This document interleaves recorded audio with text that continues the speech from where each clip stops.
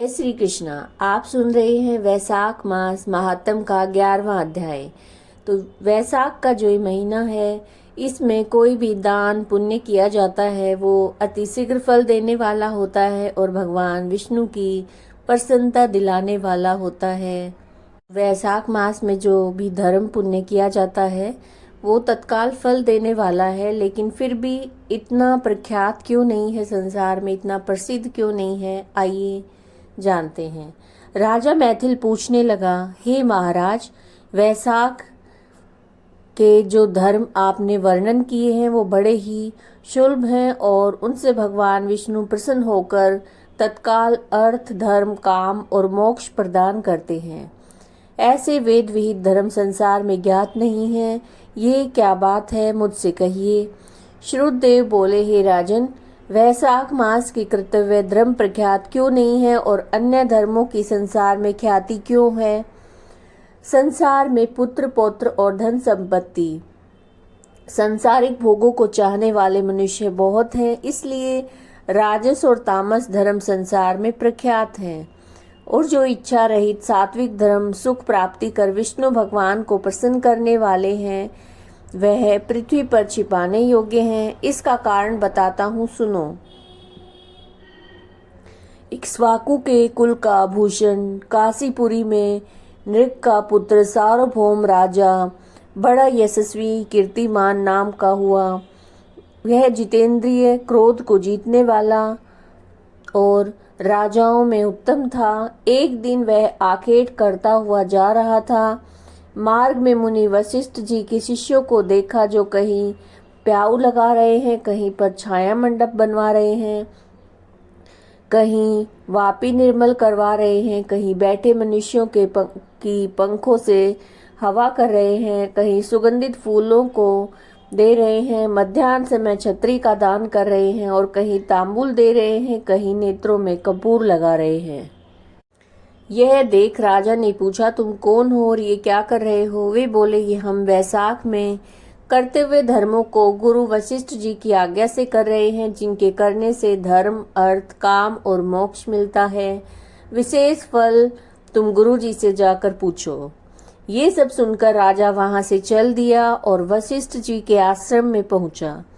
राजा गुरु वशिष्ठ जी को प्रणाम करके कहने लगा, हे मुनीश्वर, मैंने मार्ग में अपने शिष्यों को शुभ कर्मों को करते देखकर उनसे पूछा कि ये क्या है और क्यों कर रहे हो।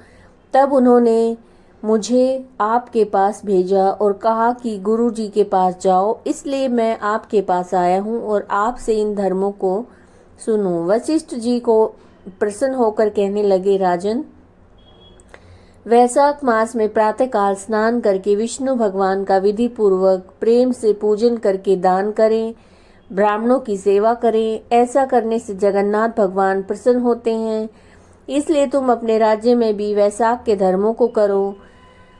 इस प्रकार वशिष्ठ जी से वैशाखोक्त सब धर्म सुनकर अपने घर चला गया और सभी धर्म करके देव देव निरंजन केशव भगवान में बड़ी प्रीति करने लगा।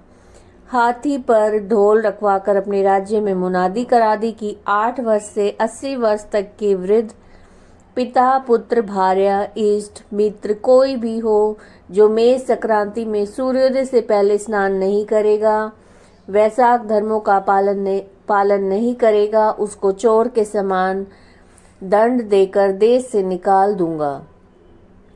गांव-गांव में धर्म का उपदेश देने वाले ब्राह्मण नियुक्त कर दिए गए और धर्महीनों को दंड देने के लिए 10-10 सवार नियुक्त कर दिए। इस प्रकार इस चक्रवर्ती राजा के राज्य शासन से ये धर्म वृक्ष सब देशों में विस्तार पूर्वक फैल गया। जो मनुष्य प्रमाद से भी इस राजा के नगरों में मर जाते थे, उनको निसंदेह विष्णु लोक प्राप्त होता था और यमलोक नहीं जाते थे, जिससे चित्रगुप्त को लिखने के लिए कुछ काम ही नहीं रहा। सभी पापी लोगों से नरक खाली हो गया। तब नारद जी धर्मराज के पास जाकर बोले कि हे राजन, नरक में पहले जैसा हाहाकार शब्द अब सुनाई नहीं देता। खोटे कर्म करने वाले, माया और दम में बढ़े हुए पापी मनुष्य तुम्हारे लोक में क्यों नहीं आते और चित्रगुप्त भी हाथ पर हाथ धरकर बैठे हैं, इसका क्या कारण है? धर्मराज बोले, नारद, आजकल पृथ्वी का राजा ऋषिकेश पुराण पुरुषोत्तम का बड़ा भक्त है। उसने अपने देश में मुनादी करा दी है। सब छोटे बड़े बूढ़े मेष संक्रांति में, वैशाख मास में धर्म का पालन करें। उल्लंघन करने पर दंड के भागी होंगे। जिसके भय से वहाँ की जो प्रजा है, वहाँ के जो लोग हैं, वो वैशाख मास के सभी धर्मों का पालन करते हैं और इसी वजह से मेरे लोक में आने का मार्ग है वो बंद हो गया है। सब ब्रह्म हत्या आदि के पापों से छूटकर सीधे विष्णु पद को प्राप्त होते हैं। इसलिए मैं उस महाबली से युद्ध करके उसे मारूंगा। यदि वह मुझसे नहीं मरेगा तो मैं ब्रह्मा जी के पास जाकर उनसे निवेदन करूंगा। इस प्रकार नारद जी से सलाह करके मृत्यु, रोग, जरा आदि सेवकों तथा 50 कोटि यमदूतों को लेकर स्वयं यमराज दंड उठाकर भैंसे पर चढ़कर पृथ्वी पर आए और शीघ्र ही उस राजा की पुरी को घेर कर महाशंखनाद करने लगे। ये राजा ने जब ये सुना कि यम ने यह पुरी घेरी है, तब अत्यंत क्रोध करके अपनी सारी सेना सजाकर नगर से बाहर आया। दोनों में घोर युद्ध हुआ। राजा ने यम की सारी सेना को जीत कर भगा दिया, जिससे क्रोध करके यमराज ने अपने अनेकों बाण चलाए और ढाल तलवार उठाकर राजा को मारने को आया। तब राजा ने 3 बाणों से यमराज के धनुष, ढाल, तलवार आदि सब काट कर गिरा दिए और एक तीक्ष्ण बाण यमराज के मस्तक में मारा। तब यम ने क्रोध करके अपना दंड उठाया, उसको ब्रह्मास्त्र से अभिमंत्रित करके राजा के ऊपर छोड़ दिया। ये देखकर विष्णु भगवान ने अपने भक्त की रक्षा के लिए सुदर्शन चक्र को छोड़ा, जो रण में आ ब्रह्मास्त्र का निवारण करके यम को मारने को उद्यत हुआ। तब राजा सुदर्शन चक्र को नमस्कार करके स्तुति करने लगा, इस यम की रक्षा करिए। तब सुदर्शन चक्र राजा की स्तुति करने पर बैकुंठ को चला गया और यम बहुत उदास होकर ब्रह्मा जी के पास गए, जहाँ लोकपाल और दिक्पाल बैठे उपासना कर रहे थे। उसने देखा चारों इतिहास पुराण शरीर धारण करके खड़े हैं। नदी सरोवर मूर्तिमान विराजमान हैं। पीपल आदि सभी वृक्ष खड़े हैं। वापी, कुआं, तालाब, पर्वत सब मूर्तिमान हैं। दिन रात, पक्ष, मास, कला, काष्ठा, निमेष, ऋतु, अयन, युग, संकल्प, विकल्प, निमेष, उन्मेष, वृक्ष, योग, करण, पूर्णिमा, अमावस्या, सुख, दुख, भय, लाभ, अलाभ, जय, अजय, सतोगुण, रजोगुण, तमोगुण, शांत, मूढ़, अतिपौर, प्राकृतिक विकार, कफ, वात, पित्त आदि सब चराचर मूर्तिमान सेवा में खड़े हैं। उनके बीच में यमराज सेवकों सहित लज्जावान होकर मुख मलिन कटे वृक्ष की भांति जा गिरा और त्राही त्राही पुकारने लगा, जिसे देखकर सभी आपस में अचरज से कहने लगी कि यम के यहाँ आने का क्या कारण है।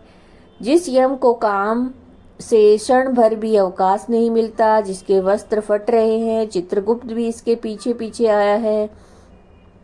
यमराज कहने लगा, हे कमलासन, मेरी प्रतिष्ठा भंग हो गई, मुझे खूब पीटा है, मेरे वस्त्र आदि छीन लिए हैं, आपके होते हुए मेरी ये दुर्गति हुई है। ये सुनकर सभा में बड़ा भारी कोलाहल हुआ।